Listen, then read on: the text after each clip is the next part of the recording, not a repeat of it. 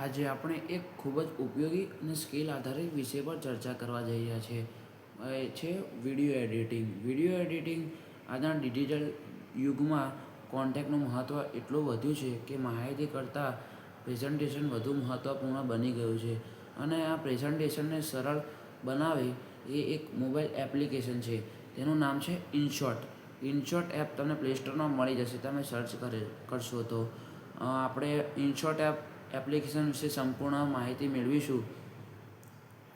આગળ આપણે જોઈશું કે આજના સમયમાં વિડીયો એડિટિંગ માત્ર હોબી નથી, પરંતુ પણ એક પાવરફુલ સ્કિલ બની ગઈ છે.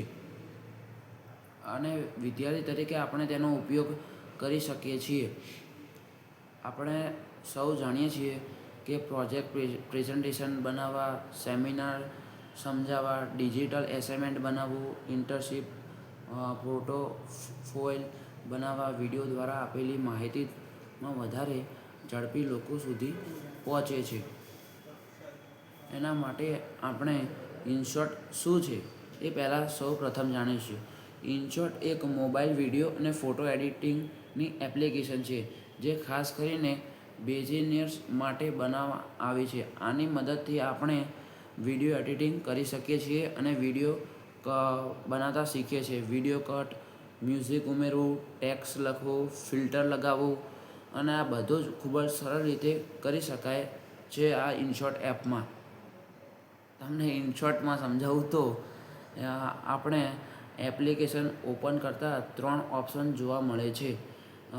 તેમાં વિડીયો, ફોટો અને કોલેજ. એ આપણે વધારે વિડીયો એડિટિંગ માટે છે. મોટાભાગે લોકો વિડીયો અને ફોટો જ એડિટિંગ કરે છે.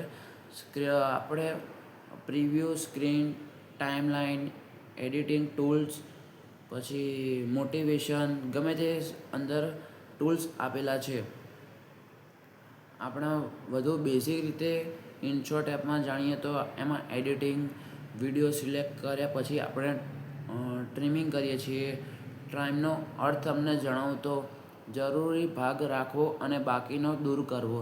ધારો કે વોઇસ કટ આવે, ધારો કે બીજો કોઈ કટ મારવો હોય, એવું આપણે ઇનશોટ એપમાં કરી શકાય છે. કટ ઓપ્શન દ્વારા વિડીયોને 2 ભાગમાં વહેંચી શકાય છે. ત્યારબાદ કેનવાસ દ્વારા વિડીયોનું સાઇઝ પણ બદલાય છે. યુટ્યુબ માટે 16:9 અને રીલ માટે 9:16. આવા આપણે વિડીયો એડિટિંગ કરી શકીએ છીએ. મ્યુઝિકમાં આપણે વિડીયોમાં મ્યુઝિક મૂકવું હોય તો પણ થઈ શકે છે. આપણે મોબાઈલમાં કોઈ મ્યુઝિક યુટ્યુબ પર ડાઉનલોડ કરીને ઇનશોટ એપમાં મૂકીને આપણે વિડીયોનો સારો અને ખૂબ સરસ વિડીયો સારો બનાવી શકીએ છીએ.